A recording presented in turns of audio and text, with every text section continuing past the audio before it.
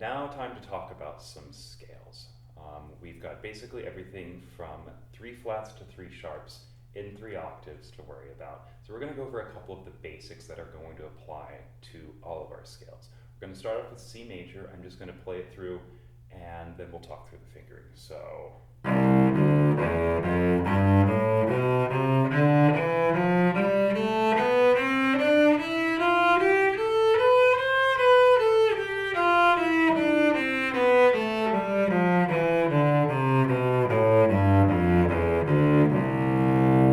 and the arpeggio.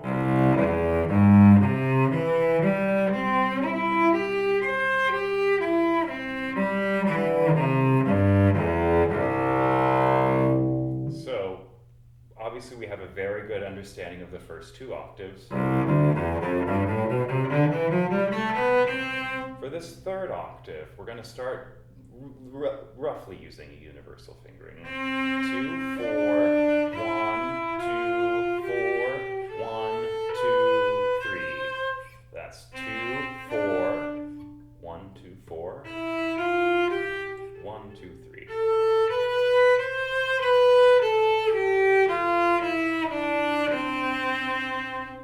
Pretty much covers our C major scale for us. With the arpeggio, you'll know I use a universal fingering for all of my arpeggios, where if I start an open string, I immediately shift to 1, open, 1, 4, 2. And I'm always going to be shifting on my first finger, so shift. That was 1, 3, 2. And then the same thing here, 1, 3, 2. And I'll shift back on 2, the same way I went up. Same thing. Show you that one more time.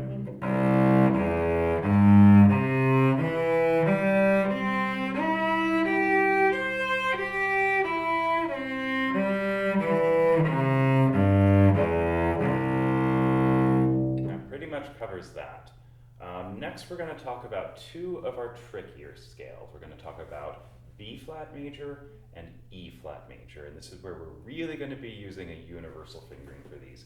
We're going to start on the first finger for both of these scales. So let's start with the lower of the 2 with E flat major, key of 3 flats.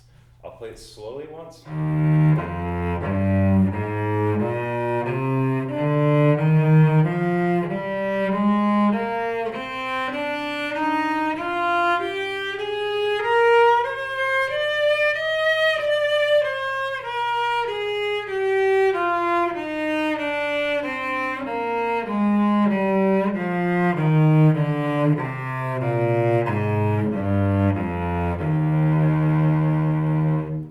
I had a lot of shifting in there, so I'm always going to be using basically 1, 2, 4. I might be extended or I might be in closed position, but I'm always going to be shifting on my first finger.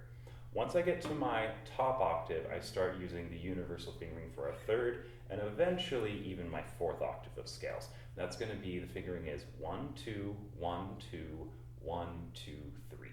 So that's going to look like this. So going into my 3rd octave.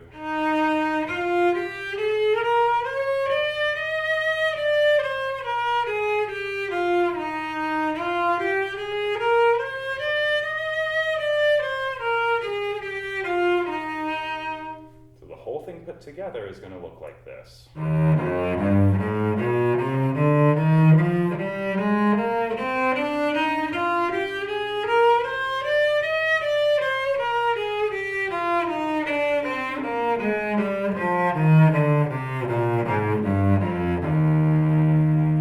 as far as the arpeggio goes, I'll start on first finger for both this and for B flat, and I'm going to immediately shift to my first finger and start the same pattern I used for C major. One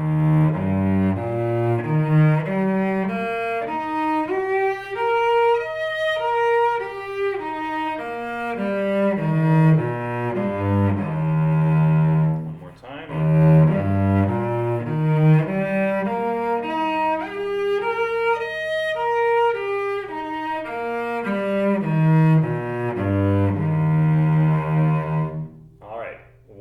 scale to go over, and that's going to be B flat major, which goes pretty high, so we really need to keep track of our half steps and whole steps, especially in our upper register. Make sure that we're listening really, really carefully for intonation. So B flat major will look like this.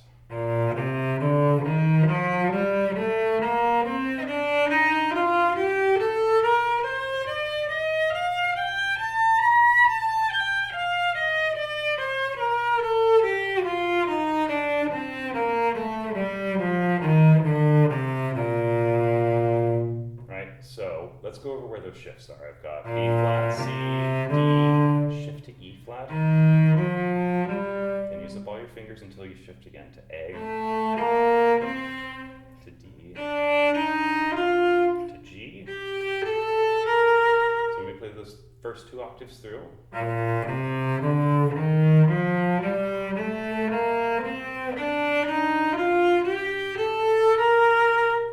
I'm going to be using my universal fingering, which we remember is 1, 2, 1, 2, 1, 2, 3. So from here, 1, 2, 1, 2, 1, 2, 3. Show you that one more time.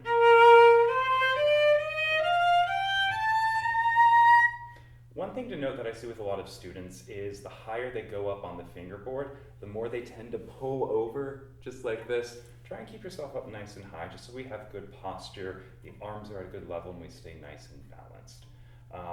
Let me play through the whole B flat scale one more time with all 3 octaves just to show you, and then we'll go over the arpeggio. So, B flat major.